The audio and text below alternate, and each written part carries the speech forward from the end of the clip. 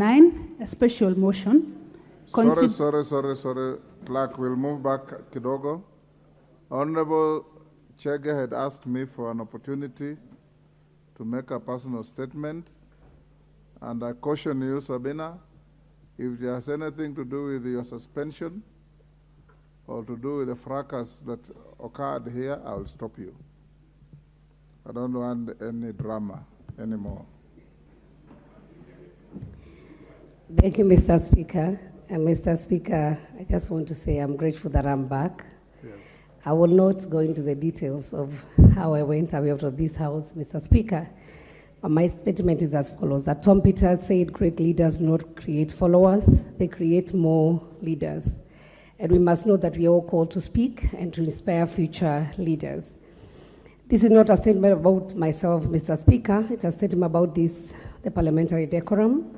It's a statement about protecting the political space rightly earned by women leaders in our country. It is a statement about our girls and future generation and the image of parliament that we bequeath to them. Mr. Speaker, it's a statement about my party, Jubilee Party, and the violent mistreatment we continue to face and fight against the minority coalition.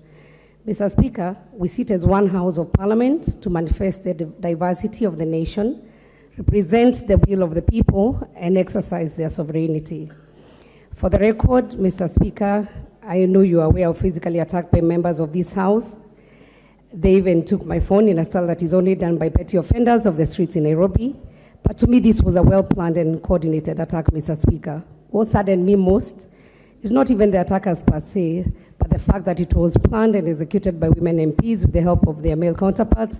I would not wish that to happen to even my worst enemy, Mr. Speaker. This incident brought disrepute from this house and fell short of our calling as the National Assembly. Mr. Speaker, my party has continued to be intimidated in this house. But as my mother tongue, we say people only throw stones to a tree with good fruits, and by that way we expect that we will keep on fighting for the space of the Jubilee Party.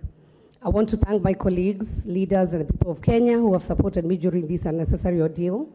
I want to thank all members of Parliament for trusting and supporting the party as we deal with the unfortunate incidents. The people of Kenya look at this house for responsible leadership, Mr. Speaker.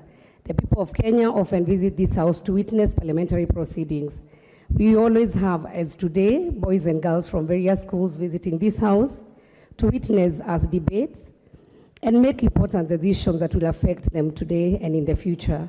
They come here to this house to learn and to be inspired by words and our conduct. Therefore, Mr. Speaker, the people of Kenya do not expect to find chaos and violence in this house. They don't come expecting to see women leaders unleash violence on their colleagues. This is a no, Mr. Speaker. When I have spoken about Jubilee mistreatment in Azimio and the fact that our space has been consistently taken over in the most unfair and illegal manner, you now understand, Mr. Speaker. When we say Jubilee Party ought to be respected and accorded its full legal rights as the third largest parliamentary party in this house with 28 MPs, we mean exactly that.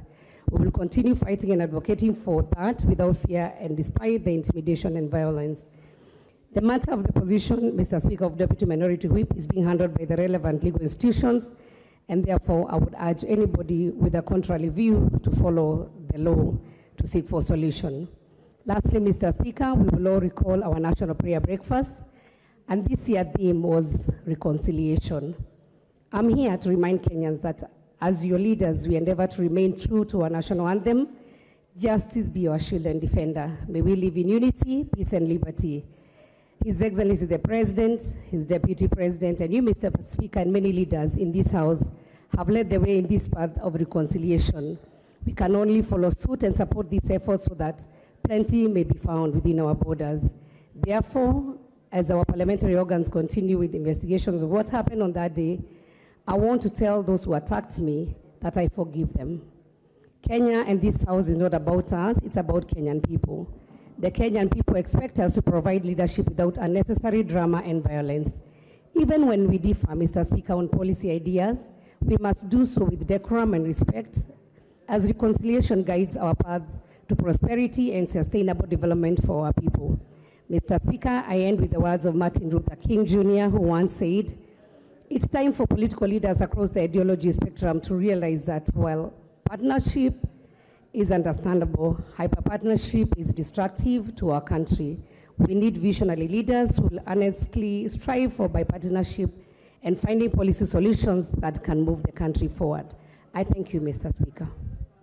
Thank you, Honorable Sabina Chege. I hope the male member sitting behind you have heard you.